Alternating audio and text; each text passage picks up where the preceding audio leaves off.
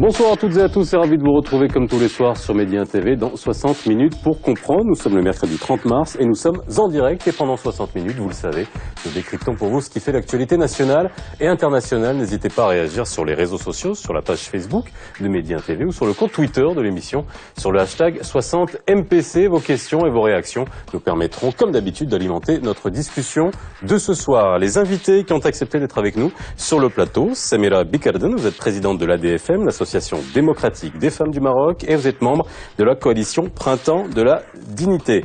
Naïma Chichaoui, vous êtes anthropologue, professeur-chercheur à la Faculté des Lettres et des Sciences Humaines de Rabat. Fatna Sarhan, vous êtes juriste et militante féministe. Et enfin, Nader Moumni, vous êtes chargé des études au CNDH. Merci d'avoir répondu à notre invitation ce soir. Plus de 62% des femmes marocaines ont subi un acte de violence, toutes formes confondues, selon les chiffres du HCP publiés en 2011. Un chiffre qui interroge sur la capacité de notre pays à protéger ces femmes, aussi bien sur le plan sociétal que juridique. Le 17 mars dernier, le Conseil du gouvernement a adopté la tant attendue loi 103/13 relative à la lutte contre la violence à l'égard des femmes en discussion depuis 2013, provoquant de vives réactions de la part de la société civile. Quelles sont ses principales critiques? Quelle différence avec le premier projet de loi qui date de 2011, proposé sous le mandat de Nasralli? Y a-t-il tout de même des avancées en la matière, violence à l'égard des femmes, une petite loi? Point d'interrogation, c'est le titre de l'émission de ce soir. La violence faite aux femmes, le sujet revient sur le devant de la scène après plus de 2 années d'attente. Le Conseil de gouvernement a adopté jeudi dernier la nouvelle mouture du projet de loi numéro 103/13, présenté par la ministre de la Solidarité, de la Femme, de la Famille et du Développement social. Ce projet de loi évoque plusieurs droits consacrés par la Constitution de 2011. La parité, la promotion, la protection des droits des femmes et la lutte contre toutes les formes de discrimination. L'objectif est d'abord de remédier aux limites de l'arsenal juridique en vigueur. Le Maroc veut ainsi se doter d'un texte efficace pour assurer les mesures de protection juridique requises pour ces femmes. Le texte propose une définition claire et précise de quoi aider les intervenants à cerner les actes et comportements violents. Autre point essentiel, la criminalisation de certains actes considérés comme une forme de harcèlement sexuel, une criminalisation avec aggravation des sanctions dans des conditions particulières. Des avancées remarquables selon plusieurs partis, mais certaines associations féministes expriment déjà leur mécontentement. Selon elle, le projet de loi actuel constitue une régression par rapport à la première mouture de 2013. D'après le Printemps de la Dignité, une coalition de 25 associations, la définition de l'acte de violence est encore très générale. Le déficit en question est en faveur de plusieurs formes de violence, notamment la violence économique et le viol sexuel conjugal. Bien, mesdames, messieurs, on va essayer de comprendre bien sûr ce que contient ce projet de loi, pourquoi il était tant attendu et pourquoi aujourd'hui la société civile, bien sûr, se soulève contre certaines dispositions de ce projet de loi. Et ensuite, nous ferons bien sûr un état des lieux en termes de violence à l'égard des femmes, parce que les chiffres que j'ai donnés datent de chiffres publiés par le HCP en 2011. Est-ce qu'aujourd'hui, on a actualisé ces chiffres-là? Ça sera la question que je vous poserai tout à l'heure. Alors, déjà revenir sur la genèse de cette loi et sur l'historique de cette loi. Samira Bikarden, depuis quand on discute et depuis quand on attend une loi relative à la violence faite à l'égard des femmes? En fait, la question de la loi sur la violence à l'égard des femmes, donc ce n'est pas une revendication d'aujourd'hui. Donc ça a commencé, c'est-à-dire vers la fin des années 90 et puis plus exactement au début du millénaire. Donc en 2002, il y avait la première stratégie de lutte contre les violences à l'égard des femmes au niveau du Maroc, qui a été suivie juste après en 2003 par la première campagne médiatisée de lutte contre les violences pour justement à l'occasion des séjours des Nations Unies contre la violence. Le premier projet de loi date de 2006, c'est-à-dire avec la ministre Yasmina Badouk, donc qui dépasse de loin l'actuel projet de loi. Il y avait également en 2010 un autre avant-projet à l'époque de Madame Nasralli, ministre à l'époque, mais ça n'a pas abouti. Le premier aboutissement d'un avant-projet de loi qui devient projet de loi du fait qu'il a été discuté au niveau du Conseil de gouvernement est celui de 103-13, donc dans sa première version le 7 novembre 2013, et qui a été bien sûr donné ou confié à une commission interministérielle pour rectifier le tir parce qu'il était en deçà justement des ambitions, et discuté finalement et adopté par le Conseil de gouvernement récemment le 17 mars. Mais ce qu'on constate, c'est que justement cette deuxième version est encore plus calamiteuse que la première. C'est-à-dire si la première ne répondait pas justement aux ambitions, ne satisfaisait pas en termes de protection, de prévention et de punition des auteurs de violences, celui-ci est encore moins. Alors, on va y arriver, bien sûr, on va rentrer en détail pour comprendre ce que contient ce projet de loi et quelles sont les principales revendications de la société civile. Pourquoi autant de temps pour avoir justement une loi? On pourrait se dire que finalement, ça serait le b.a.-ba d'avoir une loi qui, on va dire, encadre, pas encadre, mais au moins qui puisse prévoir des sanctions à l'égard des violences faites aux femmes. Oui, merci beaucoup, merci pour l'invitation. Je voudrais juste préciser que je ne suis plus à la fac à l'issue d'une violence institutionnelle en tant que femme et chercheur. Et je suis à l'Institut national des sciences de l'archéologie et du patrimoine. Donc vous utilisez le terme de violence. Voilà, absolument. Ça nous permettra de parler justement des violences au sein du travail. Il y a beaucoup de violences institutionnelles, des plafonds de verre, mais aussi des violences proprement dites. Alors, c'est une question très pertinente. Pourquoi autant de temps? Moi, je remonterai plus loin que 2006 parce que je crois que la première annonce de la nécessité de la mise en place d'une loi relative à la violence fondée sur le genre, donc dite à l'égard des femmes ou contre les femmes avant, elle date de 2003 parce qu'il y a eu une annonce juste après l'élaboration de la stratégie nationale de lutte contre la violence à l'égard des femmes. Mais cette annonce s'est confirmée de façon, je dirais, presque naturelle dans la mesure où en 2006, il y a eu l'élaboration du plan opérationnel de l'exécution donc de cette stratégie. Et il était tout à fait naturel de mettre en place une loi parce que toutes les mesures préconisées nécessitaient une assise juridique à même de permettre et l'offre de services intégrés et en chaîne aux femmes et l'implication multisectorielle, etc. Mais cette genèse, je crois qu'il faut surtout la lier au fait que le Maroc est signataire de beaucoup d'instruments internationaux, à savoir la CEDAW, mais aussi la déclaration, il y est en tout cas liée de 1993, la plateforme de Beijing, les recommandations de l'OMS depuis 1996 qui ont mis en place le concept de en fait, la question de la violence fondée sur le genre est une question de santé publique, etc. Donc le fait que le Maroc a, si vous voulez, des engagements internationaux, il se devait, et tout gouvernement mis en place se devait de mettre en place justement ce mécanisme juridique, entre autres. Il y avait d'autres choses à mettre en place. Donc, alors le retard, il est lié tout simplement, à mon sens, en tout cas je répondrai en tant qu'anthropologue, les juristes pourraient donner plus de détails par rapport à l'aspect juridique, parce que toute loi concernant la violence est une reconnaissance, tout d'abord, du fait qu'il y ait des inégalités dans les rapports hommes-femmes. Et non seulement des inégalités. Installer le concept. Voilà. Parce que finalement, on a un code pénal, et puis des fois, beaucoup de gens peuvent se poser la question sur la cohabitation entre des lois et le code pénal qui prévoit. Voilà. Oui, parce que la violence fondée sur le genre, c'est un mécanisme parmi d'autres d'oppression des femmes et d'obstacles mis face à leur épanouissement, mais aussi à leur jouissance intégrale de leurs droits en tant qu'être humain, tout d'abord, parce qu'il en va de la dignité, de l'intégrité morale et physique, mais aussi de leurs droits fondamentaux, tout simplement. Donc, cette reconnaissance qui, justement, traite d'une question taboue, d'une question qui est structurelle, mais qui est dite culturelle, qui est d'une question politique, mais qui est dite sociale.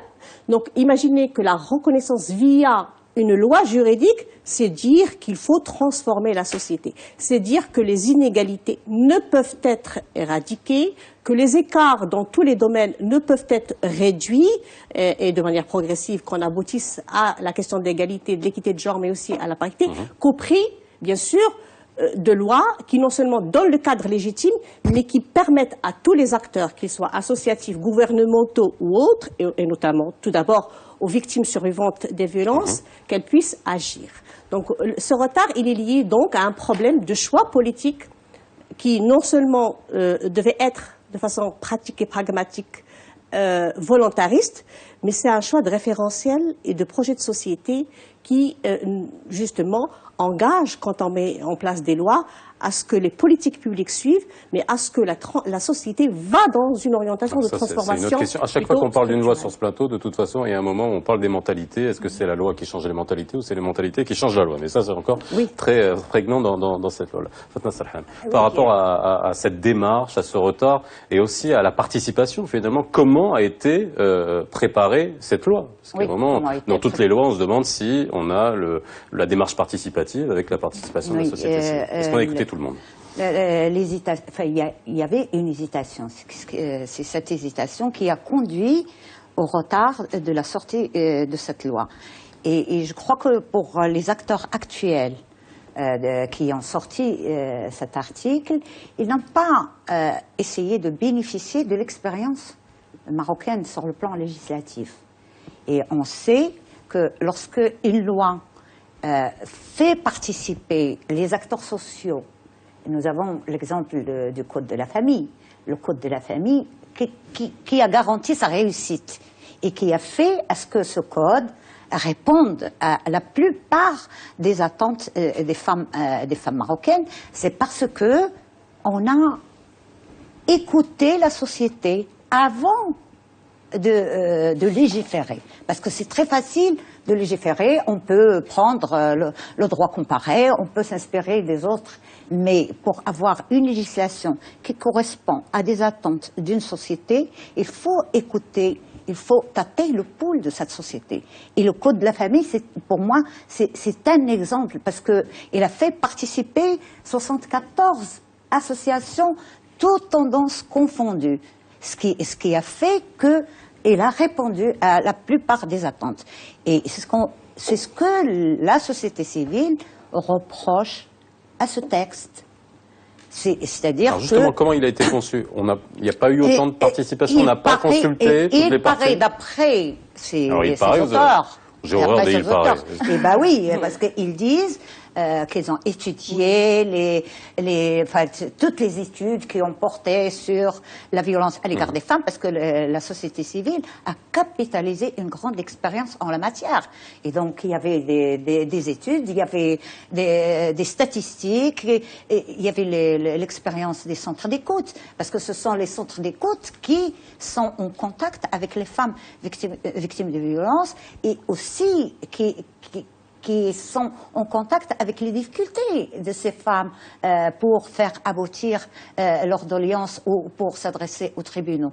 Donc, mais lorsqu'on lit la mouture actuelle, moi je me suis contentée à comparer la mouture actuelle avec le projet de code pénal et de code de procédure pénale. Parce que pour moi, en tant que juriste, quand j'ai lu la mouture, il ne s'agit pas d'une loi de lutte contre la violence à l'égard des femmes.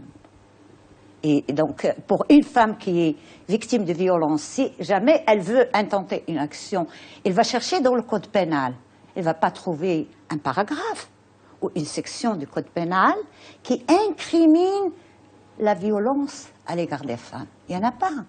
Ce texte va être éparpillé partout dans le code pénal. Et même en tant que juriste, j'ai mis du temps à chercher, à comparer comment on va modifier cet article, etc.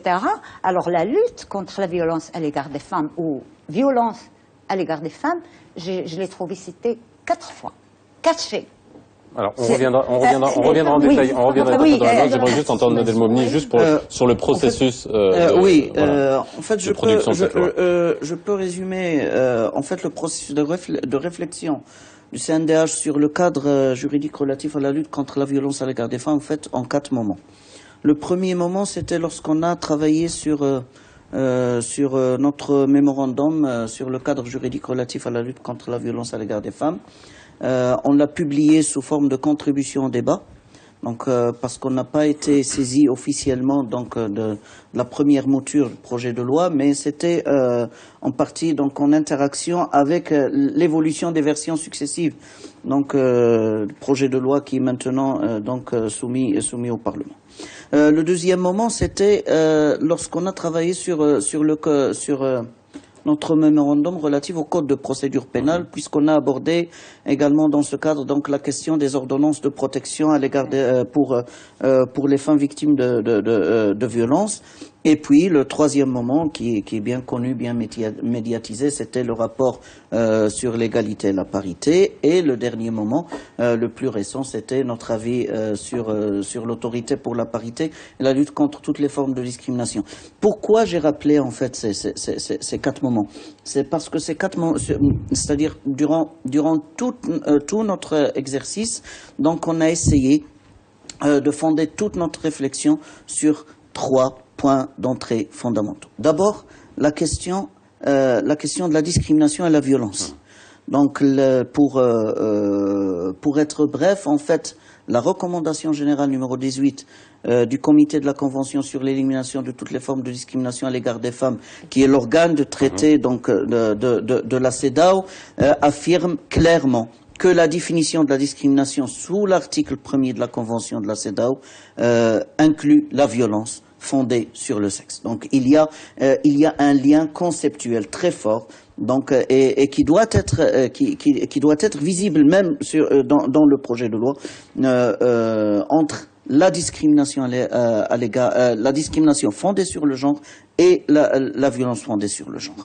Le deuxième point d'entrée, en fait, c'est un concept structurant qui est développé dans le cadre du droit international des droits de l'homme, c'est le concept de diligence voulue, due diligence, en arabe, al-ina al-wajiba.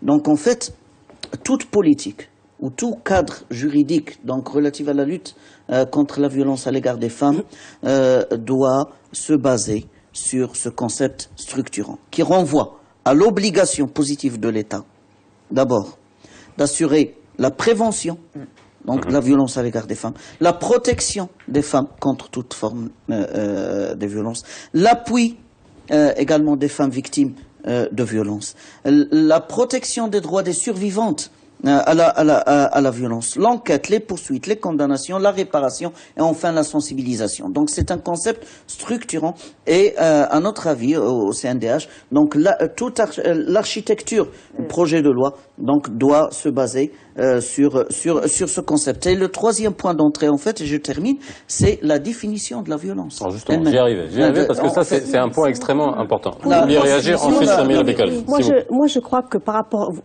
rapport au processus, c'est très important parce que si on analyse le processus... Ça nous permet de comprendre. C'est pour ça que j'insiste sur le processus, parce qu'après, il faut comprendre pourquoi il y a des blocages, pourquoi on n'arrive pas à produire cette loi. Alors au-delà des blocages, je crois que le terme n'est pas assez fort pour révéler effectivement l'essence même du processus. Et moi, je vais vous donner des faits concrets. Alors, en 2006, quand le plan opérationnel de l'exécution de la stratégie a été mis en place, pour l'opérationnaliser, un comité de pilotage a été institué, où il y avait une représentativité de la société civile. Et cette représentativité de la société civile si vous voulez, a dévoilé un problème de fond qui est un problème politique. Ce problème politique est le suivant. C'est-à-dire que il y avait des associations qui étaient des associations féministes porteuses de ce fardeau de la prise en charge des femmes victimes survivantes de violences depuis pratiquement 1995. Ces associations, vous imaginez la limite de leurs moyens en termes de ressources humaines et en termes de moyens financiers, etc. D'un point de vue juridique. Voilà, le vide juridique, effectivement. Rappelant qu'ils avaient ouvert des centres d'hébergement provisoires en dehors de tout statut juridique de ces centres d'hébergement. Et donc, elles se sont mobilisées et ils ont développé une expertise très intéressante. Ils ont fait tout un travail de plaidoyer aussi. Et jusqu'à nos jours, de toute façon, ils se sont constitués en collectif. Moi-même, j'ai eu le privilège de travailler, par exemple, avec la FLDDF, la Fédération de la Ligue démocratique des droits des femmes, qui avait fait une étude en 2010 sur un projet de loi, mais d'autres associations, bien sûr, s'y étaient impliquées. et donc de par un peu leur savoir qu'elles ont cumulé par l'expérience de terrain. Donc dans ce comité de pilotage s'est retrouvé d'autres associations qui ne portaient pas le référentiel justement féministe, qui n'épousaient même pas le concept de l'égalité de genre et encore loin le concept de la violence fondée sur le genre en tant que discrimination sexiste. Parce que c'est ça ce qu'il faut dire, c'est une discrimination sexiste. Et donc il y a eu éparpillement, mais il y a eu aussi effritement, déperdition de temps. Et à partir de cette date de 2006, le processus donc s'est révélé être un processus long parce qu'il y a un désaccord politique. Alors il faut rappeler, et c'est très important, que la deuxième mouture, c'est en 2009, plutôt, le deuxième projet, celui donc qui revient au mandat de Madame Sqali, il était entre les mains du Conseil du gouvernement à la veille de 2011. Et il y a eu blocage, il y a eu une grande résistance pour pratiquement, moi je le dis, le faire porter à un autre mandat. Et c'est pour ça qu'il a été tout de suite intégré dans le programme Ikram, je crois que c'est la partie 2 ou 3, de 2012 à 2016. Et donc, il a été mis en place en 2013 pour qu'il soit discuté. Et la résolution qui a été faite, c'est qu'il y a eu, on a écarté, bien sûr, il faut le dire, parce que impliquer la société civile, impliquer les associations, c'est adopter une approche participative, active et démocratique. Je résume, en fait, vous êtes en train de me dire qu'on n'a pas choisi les bonnes associations? Non, c'est pas qu'on n'a pas choisi. Si vous permettez, donc, si je termine juste ma phrase, c'est que le fait de geler ce deuxième projet, qui n'était, ça a été aussi parce qu'il y avait, et je cite 3 éléments, il n'était pas parfait, mais il y avait la question de l'avortement, il y avait la question de la prostitution, il y avait la question du vol entre conjoints, il y avait la question du viol conjugal comme violence sexuelle extrême parce que le récidiviste et l'auteur du viol c'est le mari et donc c'est récurrent et le trauma. Alors, on va y revenir. Donc c'est juste pour dire qu'on n'aille pas plus vite que la musique parce qu'on va voir vraiment ces différents différents points qui étaient dans l'ancien projet et dans ce nouveau alors, projet. je voudrais justement réagir par rapport à la question de l'approche participative. Donc je ne partage pas le point de vue de Madame Chiraoui concernant le retard. Donc le retard est principalement dû à l'absence de volonté politique justement pour sortir cette loi tant attendue donc, et qui a été justement revendiquée par les associations de défense des droits des femmes. Maintenant avec la Constitution, avec notamment l'article 22 de la Constitution, avec l'article 34 de la Constitution, bien sûr qui stipule la nécessité de mettre en place des politiques publiques en faveur donc des femmes, notamment en cas de violence, il est inconcevable et également compte tenu de l'enquête de prévalence de la violence du HCP en 2009, il est inconcevable de 2009 qui a été publié en 2011. Donc il est inconcevable que le Maroc continue à négliger cette hécatombe que nous vivons donc de la violence. Par rapport à la question de l'approche participative, nous, au Printemps de la Dignité, nous avons donc, pour la première mouture, c'est-à-dire celle datant qui a été discutée le 7 novembre exactement 2013, nous avons été dans une approche proactive. Nous avons, dès que le texte a été publié, l'avant-projet a été publié sur le site du SGG, du Secrétariat Général du Gouvernement, nous l'avons décortiqué et sorti un communiqué la veille donc, du Conseil du gouvernement pour alerter et pour attirer l'attention quant aux carences justement de ce projet de loi. Fort heureusement, à l'époque, donc le projet a été arrêté et il a été confié à une commission ministérielle qui devait justement le revoir et l'améliorer. Entre-temps, nous avons sorti un mémorandum, nous avons analysé le projet de loi, nous avons fait ce qui nous incombait en tant que société civile. Nous avons interpellé à maintes reprises Madame la Ministre, le chef du gouvernement, le ministre de la Justice et des Libertés, mais aucun signal de leur part. Nous avons continué à chaque fois donc d'alerter à travers de communiqués, à travers il y avait des chaînes, la chaîne humaine, la marche blanche, donc où les survivantes, les familles des victimes de violences sont sorties en milliers. Il y avait entre-temps également le mémorandum du CNDH, mais rien de cela n'a été pris en considération. Mieux encore, pour cette dernière mouture, on trouve mieux pour justement empêcher complètement la société civile de son droit à l'information. Le projet de loi 103/13 n'a même pas été publié sur le site du SGG. Pour justement donner notre point de vue concernant ce projet de loi, nous n'avions pas trouvé mieux que d'aller le chercher ailleurs, le glaner, et nous les avions eu justement grâce aux journalistes. Donc, parce que c'est la presse qui a été la première à écrire sur l'avant-projet de loi, et c'est grâce aux journalistes que nous avons eu cette version, que nous avons décortiquée, et nous en sortons fort déçus, avec bien sûr... Alors, on va essayer de comprendre pourquoi on en sort fort déçu. Un point exactement, commençons par le commencement, la définition. C'est vrai que ça peut sembler, encore une fois, très bête de revenir aux fondamentaux, mais dans le cadre juridique, la définition, eh ben, ça compte. Hein. Les mots comptent, chaque mot compte.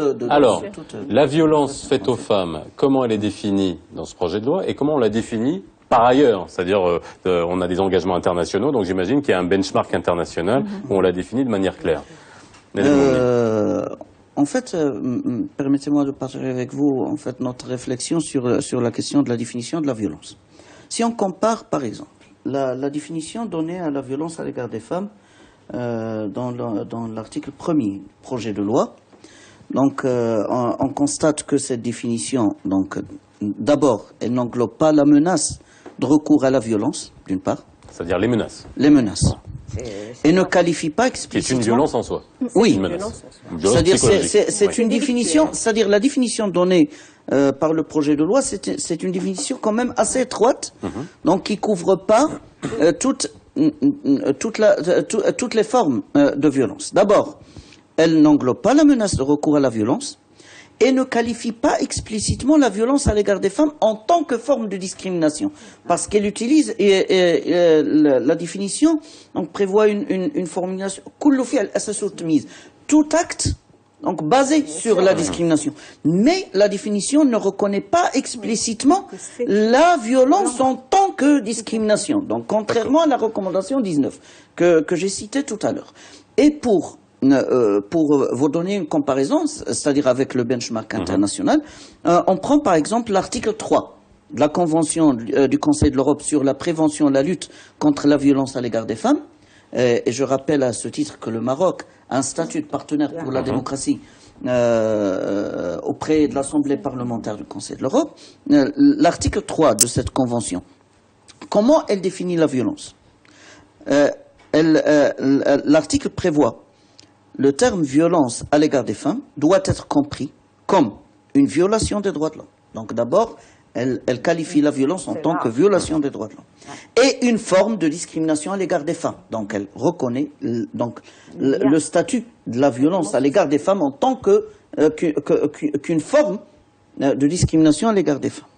Et désigne tous les actes de violence fondés sur le genre qui entraînent ou sont susceptibles d'entraîner pour les femmes. Donc, la dimension menace.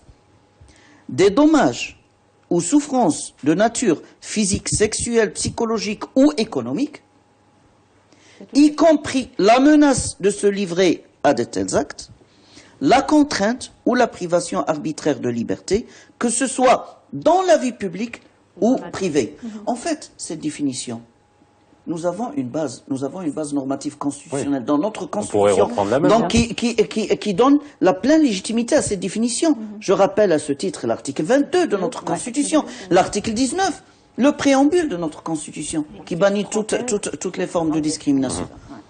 Donc, vous pouvez constater... Donc, ce que vous êtes en train de me dire, c'est que si on avait voulu, même si on ne sait pas rédiger des lois, on peut prendre cet article-là en l'état et le dupliquer.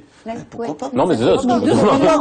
Non, mais d'accord, on est bien d'accord. Parce qu'il est extrêmement précis. Ce que vous m'avez dit, là, ça définit explicitement et de manière expresse. En fait, c'est cette volonté. Alors, justement, vous savez, pour pas vous couper, parce qu'on va faire une pause, justement, je veux voir l'effet juridique, parce que c'est toujours ça. Quand on interprète des lois, quand on utilise des articles de loi, qu'est-ce que ça va impliquer si on est devant un tribunal et devant des violences faites à des femmes? On fait une petite pause, on revient juste après.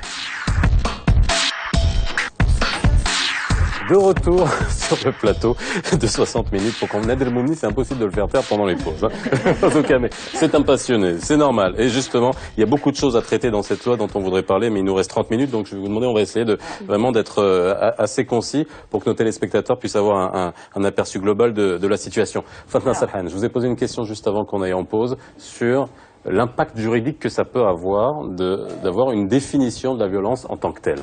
C'est très important, aussi bien pour le justiciable que pour le juge. Donc, une personne qui subit une violence doit savoir si la violence qui est subie ou si les préjudices qui est subie rentrent ou ne rentrent pas dans cette catégorie. Alors, c'est sous forme, je ne peux pas parler d'anecdotes, mais avant de venir, j'ai une femme à la maison qui a su que je venais pour ça. Alors elle m'a dit عفاكرتي سوليهم هذاك الراجل اللي كيبارك لك في القنت تما وكيدير لك السم ودارت هكذا وكيدير لك السم في قلبك واش هذا غادي يحكم به القاضي كيفاش انا غادي نمشي للمحكمه ونقول لي هذاك الراجل راه كيسممني قالت لي انا نفضل يضربني وما يديرش لي السم. Est-ce que cette femme... Voilà, ça pose la question de la psychologie, de la... Voilà, c'est cette question psychologique et de quelle manière on va nous donner des preuves au niveau du tribunal. Et donc, là, on dirait qu'on n'a pas... Les auteurs de ce texte n'ont pas envie de résoudre le problème. C'est-à-dire qu'on met la poussière sur le tapis et on a sorti le texte parce qu'on a des engagements envers l'Europe, même envers les Marocains, mais on n'a pas voulu régler le problème. Pire, non, s'il vous plaît, pire pour moi, c'est ces textes-là. Ils vont être intégrés dans le code pénal.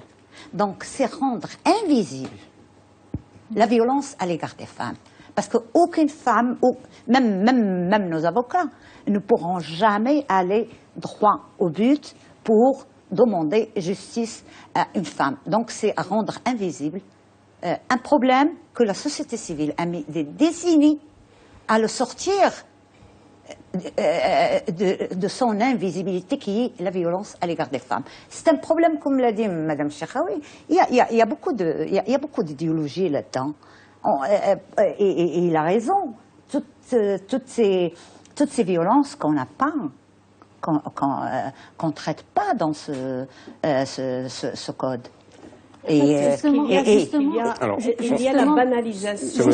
Samira Bekel, vous voulez prendre la parole, je vous la donnerai. Juste par rapport à la question de la définition, ce qui est encore hallucinant, c'est on qualifie la violence comme étant un acte basé sur la discrimination ou un acte fondé sur la discrimination.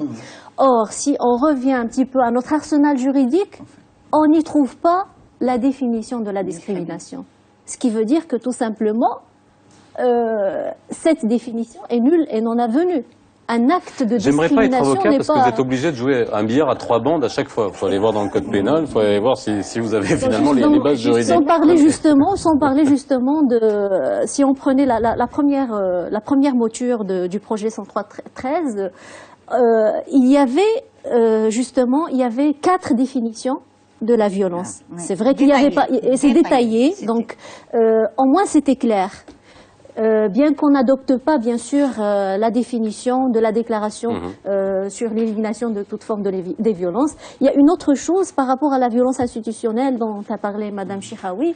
Il n'y a rien sur la violence institutionnelle et donc rien sur la diligence voulue. Alors, j'aimerais revenir, s'il vous plaît, pour qu'on soit... Le recul par rapport à la définition, s'il vous plaît. Oui, allez-y, qu'on finisse sur la définition. Évoque cette expression « ma min sha'ni ». Quand il définit la violence physique, la violence psychologique, et cette ma min sha'ni, c'est-à-dire qu'on peut élargir la définition pour qu'elle englobe d'autres actes qui peut-être ne sont pas évoqués ici. Kul ma min sha'ni, et je crois que, je ne sais pas si c'est pour ça qu'on a réduit la définition à une ligne ou une ligne et demie, mais l'autre, il y avait certaines expressions qui pouvaient nous aider à vraiment intégrer dans l'incrimination d'autres actes qui ne sont pas... Alors, notamment, en termes d'actes, j'aimerais revenir sur différents actes qui étaient définis dans le premier projet de loi, notamment le viol conjugal. Alors là, par contre, on ne le retrouve plus dans cette loi. Alors, moi, je voudrais juste dire un mot par rapport à ce qui vient d'être dit. Au fait, il faut retenir, il y a une dimension anthropologique et culturelle de la violence à l'égard des femmes qui est connue à l'échelle internationale et mondiale, parce qu'on est dans quelque chose de structurel, de un. De deux, on est souvent dans la banalisation et le déni, parce qu'il en va, bien sûr, de rapports entre les hommes et les femmes dans tous les espaces. Et toutes les études de prévalence et les enquêtes de prévalence ont toujours révélé que les violences subies par les femmes les auteurs sont souvent des intimes, des proches. C'est les frères, c'est les pères, c'est les maris, c'est les petits amis, etc., etc. Au-delà de la violence subie c'est les collègues de travail, le harcèlement sexuel dans l'espace du travail, etc. Donc la violence fondée sur le genre, elle est polymorphe, elle est complexe. Et donc c'est pour ça que la définition et ce qui a été cité, nous le retrouvons de toute façon dans des protocoles internationaux qui sont établis et qui ont été complétés. J'avais rappelé tout à l'heure l'OMS comme quoi il s'agit d'un problème de santé publique. Pourquoi? Parce qu'il faut rappeler qu'au-delà du fait qu'il s'agit d'une violation des droits fondamentaux des femmes, il est question aussi d'un phénomène, d'un fléau qui coûte sur le plan économique. Il y a eu beaucoup d'études, entre autres, ça pompe sur le PIB, ça coûte sur le plan, bien sûr, du développement, ça coûte sur le plan de la paix familiale, sociale et sur l'épanouissement personnel en tant que capital humain. Donc nous sommes face à quelque chose qui est... Maintenant, je crois que elle a parlé d'un exemple d'une personne qui donc souffre d'une violence morale, par exemple. Alors là, vous savez, les études ont révélé que les suicides se retrouvent souvent, tout particulièrement, je dirais, dans deux cas de figure, comme conséquence de la violence morale et psychologique, et comme conséquence des violences sexuelles. Et là, je réponds à votre question concernant le viol conjugal. Alors, pour répondre à la question du viol conjugal, il faut évoquer la question des violences sexuelles. Alors, si nous prenons par exemple l'enquête de prévalence de 2011, elle nous donne un chiffre de 8,7% de violences sexuelles qui intègrent le harcèlement sexuel, les viols, etc. Alors, le viol pose un problème de définition parce que même les pays les plus développés ont dû revisiter leur loi pour faire un discernement entre les agressions sexuelles, par exemple, et entre le viol. Les événements, par exemple, des guerres civiles, mais aussi des révolutions des printemps arabes, ont démontré que le viol peut se faire, moi je le dis toujours, avec un doigt. Donc, c'est pas forcément la pénétration ni l'agression physique qui révèle un cas de viol. Et le problème du viol, comme forme de violence sexuelle, il est reconnu pour avoir un trauma très très lourd.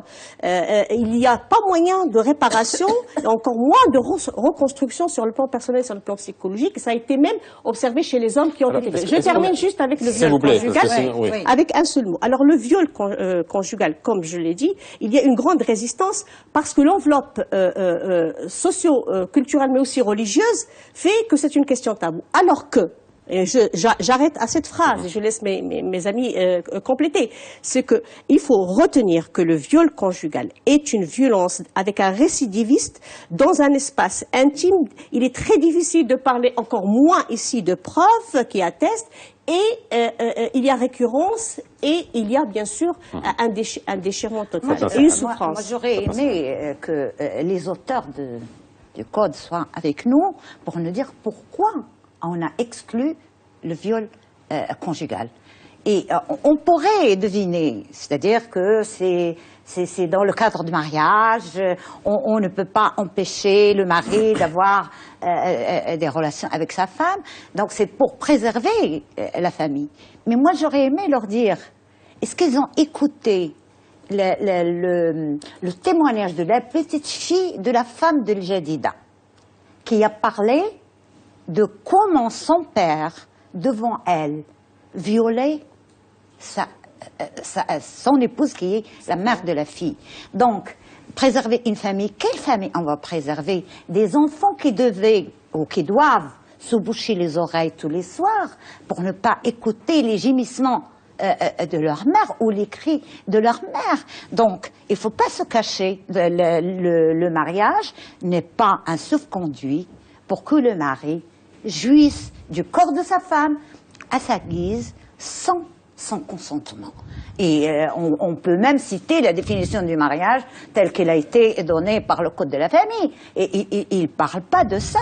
Il parle d'une cohabitation avec attention, avec etc.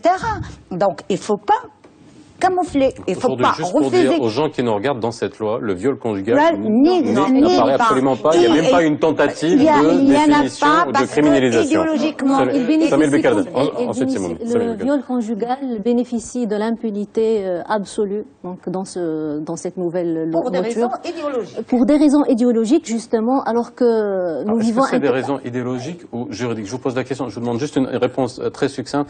Vous avez dit des mots qui sont, on va dire, on a des réalités sordides mais nécessaires dans la loi. Même pour la définition du viol, on n'est pas à ce niveau-là. Même quand on parle de pédophilie ou d'actes d'abus sexuels sur enfants, là aussi, on a des choses qui ne sont très peu concrets et on n'a pas ce niveau de détail. Est-ce qu'on est prêt, dans un pays comme le nôtre, à aller à un niveau de détail au niveau de la loi? Parce que il faut absolument aller sur ces niveaux de détail pour que ça puisse être interprété. Justement, c'est ce qui mène à ce que les cas de plaintes déposées est minime. Si on regarde, par exemple, les 63% ou les 62,8% dont vous avez parlé d'après l'enquête du HCP, si on regarde un petit peu le nombre de cas de plaintes déposées, ça ne dépasse pas 3%. D'où justement ça devrait justement mener à ce que la loi soit plus répressive. Ce qu'on fait maintenant, c'est que on continue à faire bénéficier les auteurs de violences de l'impunité absolue, à faire perpétrer cette acceptation sociale de la violence à travers bien sûr le fait de ne pas parler du viol conjugal, le fait de ne pas redéfinir le viol, le fait de laisser justement la question des mariages des mineurs non incriminés. Donc c'est quasiment inacceptable. En fait, j'aimerais bien souligner deux niveaux dans la question de la définition du viol conjugal, en fait. Le premier niveau est relatif d'abord au statut du viol même dans le cadre du code pénal. C'est ce qu'on a bien compris, c'est ce que nous a expliqué Madame Chekhaoui. Je dois rappeler que le viol, dans la législation en vigueur, est placé sous le titre d'atteinte aux mœurs. Il n'est pas considéré comme étant une atteinte à l'intégrité physique. Donc c'est un problème structurel, c'est-à-dire qu'on a démembré l'individu pour l'orienter vers la société. Qui impacte négativement toute tentative de redéfinition d'abord du viol et de la consécration donc du viol conjugal donc comme une infraction dans le projet de loi.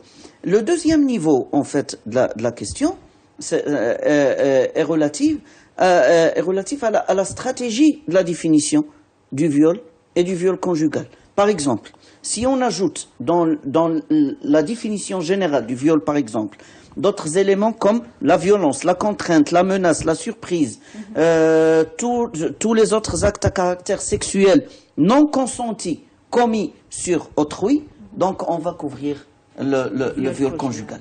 Donc le problème le plus structurel, c'est en fait la définition du viol et son statut dans le système pénal. Est-ce qu'on va continuer toujours à considérer le viol comme étant une infraction qui relève de l'atteinte aux mœurs, ou plutôt donc une atteinte à l'intégrité physique, donc qui doit être placée dans le titre donc des infractions et des atteintes contre l'intégrité Alors, où en est-on en ce qui concerne les violences faites aux femmes? On regarde un sujet de Manal Khadari, ensuite on parlera du mariage forcé. Les chiffres sont alarmants. 16 000 femmes ont été victimes de violences au Maroc entre 2011 et 2015, avec plus de 36 000 cas d'agression. Ce sont les chiffres du dernier rapport de la Fédération de la Ligue démocratique des droits des femmes. Parmi ces victimes, certaines femmes ont été tuées ou se sont suicidées car elles étaient incapables de se défendre ou d'avoir recours à la justice. Le Haut Commissariat au Plan a également abordé une triste réalité. Près de 63% des femmes ont été victimes d'un acte de violence au Maroc selon une enquête réalisée de juin 2009 à janvier 2010. L'échantillon a été composé de 8 300 femmes âgées de 18 à 65 ans. Violence psychologique, atteinte aux libertés individuelles ou encore violences sexuelles, ce sont les formes de violence les plus fréquentes selon le HCP. Elles ont eu lieu dans presque tous les cadres de vie, du contexte conjugal au milieu professionnel, en passant par les établissements d'enseignement. Le taux de prévalence chez les femmes mariées est de 55% et de 47,4% pour les femmes vivant dans un cadre extra-conjugal. Dans les lieux publics, le pourcentage est de 32,9%. Pour ce qui est du milieu professionnel, le taux est de 16%. Toujours selon la même source, la violence à l'égard des femmes est urbaine. Elle touche essentiellement les jeunes et augmente avec la vulnérabilité économique et sociale. Pour mémoire, le Maroc a adhéré en juillet 2015 au protocole facultatif de la Convention sur l'élimination de toutes les formes de discrimination à l'égard des femmes. Bien, ça nous conforte finalement dans les chiffres qu'on avait avancés en début de cette émission, mais ça nous permet aussi d'avancer sur le contenu de cette loi. Alors, c'est vrai qu'il y a quand même des aspects qu'on peut peut-être considérer comme positifs, parce il y a des choses qui apparaissent. C'est vrai que depuis tout à l'heure, on met le doigt sur ce qui manque, bien sûr, et sur des points fondamentaux. Et notamment, dans ce nouveau projet de loi, on criminalise le mariage forcé. Mais ça pose une réelle question. Je vais vous poser une question toute simple avec ce malheureusement fait divers de cet homme Abni Mellal qui s'est marié avec 12 mineurs avec la Fatiha. Voilà, avec 12 mineurs. Est-ce que dans la criminalisation du mariage forcé, on va encore une fois revenir au mariage du mineur? Parce que est-ce qu'on va considérer qu'un mariage avec une mineure est un mariage forcé alors que le mariage d'une mineure se fait avec le consentement d'un juge, avec l'autorisation d'un juge. Ce qui est choquant dans ce texte, c'est qu'il ne parle... Et c'est pour ça que je dis que c'est pas une loi de lutte contre la violence à l'égard des femmes. Parce qu'elle parle du mariage forcé d'une personne. Chars. C'est-à-dire homme aux femmes. Alors qu'en réalité, ce sont les petites filles qui sont forcées à se marier. Donc, il faut dire les choses telles qu'elles sont. Donc, si on veut incriminer, il faut aller jusqu'au bout. Et vous parlez de l'efficacité. Moi, j'ai parcouru le texte. Vous savez qu'il y a certaines infractions où on dit que la sanction, c'est telle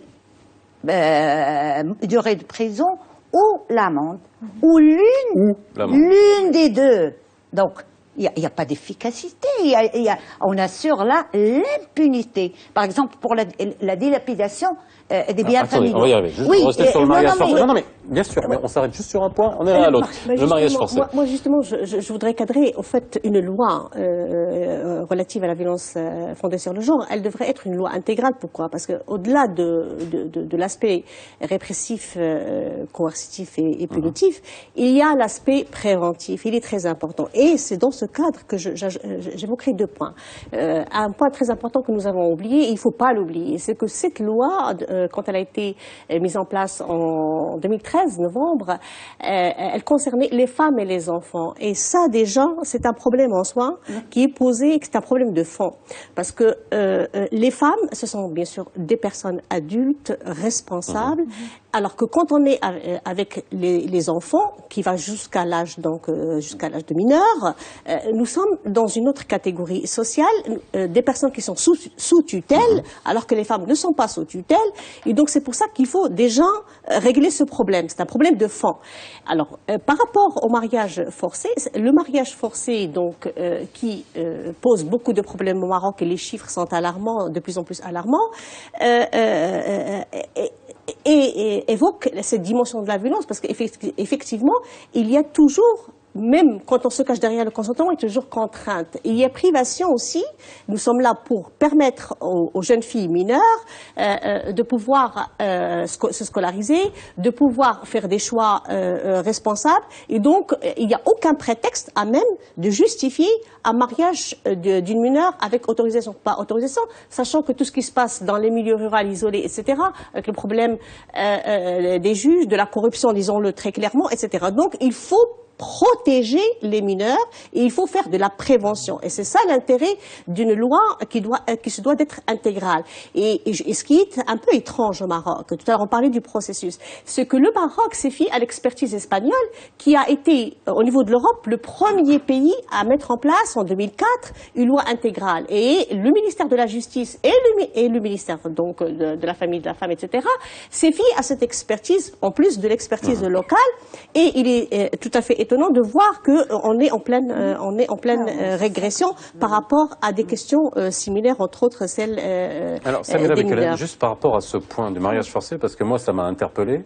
Le mariage des mineurs, qui est quelque chose qui m'interpelle grandement. Quand je me suis dit, on criminalise le mariage forcé, je me suis dit, chouette, super. Donc, c'est-à-dire qu'il va falloir donc criminaliser l'entourage. Qui c'est qu'on criminalise? Est-ce que c'est la famille? Est-ce que c'est le mari? Est-ce que, excusez-moi, je vais peut-être aller plus loin. Est-ce que ça va être le juge qui donne son consentement pour marier une mineure à partir du moment où un mineur n'est pas censé donner un consentement? Justement, on criminalise personne parce qu'en vertu de cette loi, il y a un alinéa, le dernier, qui dit justement en cas où la victime ou la personne retire sa plainte, donc il y a rien, il n'y a pas de poursuite. Il y a même pas. Donc c'est l'impunité absolue. Donc si on regarde les chiffres de mariage des mineurs, donc qui dépassent les 35 000 et 36 000 cas par an, ce qui avoisine un petit peu 12% des mariages contractés. Ça aurait été l'occasion justement pour incriminer et le mariage forcé et le mariage des mineurs. Et bien sûr, il n'y a pas lieu, dans toute la littérature internationale en matière de lutte contre la violence, ne tolère pas justement le fait, la conciliation, des procédures de conciliation ou de médiation. Même si la personne retire sa plainte, bien sûr, l'État se doit bien sûr de protéger et de continuer parce que c'est pas du civil, c'est du pénal. Oui. Donc, je voudrais juste ajouter une dernière chose par rapport à cette loi. Donc, ce n'est pas une loi de lutte contre la violence à l'égard des femmes, pour la simple raison que dans toutes les dispositions, on ne parle pas uniquement de femmes. On parle de femmes, d'ascendants, de descendants, de tuteurs, de mineurs. Donc, ce n'est pas une loi. Donc, à part le nom que porte la loi, il n'y a pas quelque chose de positif. En fait, le lien entre la criminalisation du mariage forcé et la problématique du mariage mineur constitue un cas d'école. Oui. En fait, pour démontrer l'interdépendance des droits de l'homme. Alors que bon, juste préciser il n'y a pas que des mineurs qui sont l'objet de mariage forcé. Mais bon, c'est vrai que c'est ce qui interpelle le plus. Par rapport à cette problématique, mariage mineur.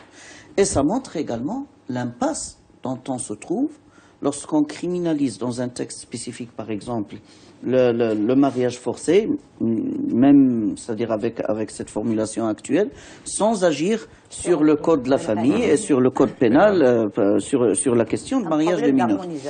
En fait, c'est-à-dire, si je reviens, par exemple, à l'étude analytique et statistique établie par le ministère de la Justice et des Libertés, en fait, entre 2007 et 2013, 32% des demandes d'autorisation de mariage des mineurs concernent les mineurs de 14 à 16 ans. Donc ça pose avec acuité la question de l'intérêt supérieur de l'enfant. Alors, sur ce point également, si c'est-à-dire on légifère selon le concept structurant donc de l'intérêt supérieur de l'enfant, donc on peut trouver une stratégie donc de législation plus cohérente, donc qui lie d'une part l'interdiction de mariage forcé à l'interdiction également de mariage mineur, et tout en fixant l'âge donc d'admissibilité au mariage à 18 ans. Il n'y a même pas de criminalisation, et ça on le voit partout dans tout le texte. Il y a l'emprisonnement et l'amende ou l'une des deux sanctions. Et c'est fait aussi pour le mariage forcé. Le mariage forcé, c'est une atteinte grave. Et donc, on donne au juge le choix d'appliquer soit... Et l'amende, c'est 10 000 à 30 000. Et vous avez bien fait d'évoquer ce cas de cette personne qui a épousé de suite 12 jeunes petites filles. Qui a écopé de 6 mois de Et prison. qui a écopé, c'est quoi? Ça correspond à quoi? 6 Enseignant mois, retraité, enseignant retraité. alors que lui, Si vous permettez ceci, alors que lui, il a détruit la vie de 12. Et c'est le problème de l'harmonisation, comme elle a été évoquée. Si l'État fait son travail, le mariage, il doit être enregistré sur le registre de l'état civil. Et c'est-à-dire qu'une personne qui est juste mariée... Il nous reste 2 minutes. Si Alors, vous me promettez secondes. de faire preuve de synthèse, je vous donne la parole à toutes. Vous avez 30 secondes. Alors, s'il vous 30 plaît. secondes, j'enchaîne sans transition pour dire que cette loi pose un problème. Quelle est la vocation d'une loi? La société civile, les femmes marocaines, les hommes marocains aussi qui sont concernés, attendaient une loi de transformation, une loi de réforme sociale et sociétale, entre autres. Donc, c'est pour ça que ce flottement, cet effritement, cet éparpillement, cette non-harmonisation avec déjà les acquis en termes d'acquis de droits des femmes n'est pas pris en compte. Alors, je termine, s'il vous plaît, avec des symboles. Je termine avec des symboles, parce que vous avez évoqué Beni Mellal. Oui. Moi, j'évoquerai volontiers, et je vais vous donner des dates qui se suivent. 2008, nous avons à Mohammedia une violence conjugale d'une femme qui avait eu 3 filles et qui s'est donné la mort, qui s'est suicidée en allant embrasser le train. Sana Haddi, qui est une étudiante qui a été tuée à Agadir, alors qu'elle était à la veille de la soutenance de son doctorat, c'était le harcèlement sexuel dans l'espace universitaire, et Dieu sait que les écoles aussi en souffrent, et les enseignantes aussi en souffrent en grande partie. Et donc, en l'absence d'une loi qui embrasse tout ça, qui couvre tout ça, on ne peut pas mettre en place des mécanismes. Et je termine avec Amina Filali en 2012. Encore un suicide. Samira Bikarden, s'il vous plaît. Tout à fait. Donc, regarde de tout cela, normalement, la question de la violence mériterait, la violence faite aux femmes et aux filles mériterait une loi meilleure qui justement permettrait de finir avec cette acceptation sociale du phénomène de la violence. Nous le voyons chaque jour à travers le net des femmes qui sont battues par leur mari et personne n'intervient. Donc, bien sûr, cette loi devrait complètement être revue dans son intégralité. Nous espérons que le législateur, que les parlementaires... L'appel est lancé. Fatma Sarham, point technique. Si vous pouvez... Non, point technique. Est-ce que ça risque de passer? Juste pour les gens qui nous regardent, là, le Conseil du gouvernement l'a adopté. Est-ce qu'on peut espérer qu'elle soit modifiée ou pas? Techniquement. Techniquement, elle peut être modifiée. Très bien. Donc, il faut qu'elle soit modifiée parce que sinon, on va rater notre rendez-vous avec l'histoire. Les Marocaines ont besoin de lois pour les protéger et les parlementaires ont la responsabilité de nous donner une loi qui protège les femmes et ces femmes qui représentent la moitié de la population marocaine. Je suis désolé, vous n'avez pas laissé le temps de parole à Nadir Moumni. On est en direct et je suis obligé de rendre l'antenne, on a débordé. Si Moumni, je suis obligé de vous faire revenir pour vous en parler. Ou alors je vous amènerai à la radio pour vous en parler. Désolé, hein, on a beaucoup parlé. Excellente soirée sur Média TV. Vous pouvez voir la rediffusion à 22h40 si vous nous avez pris en route. Et je vous dis à demain.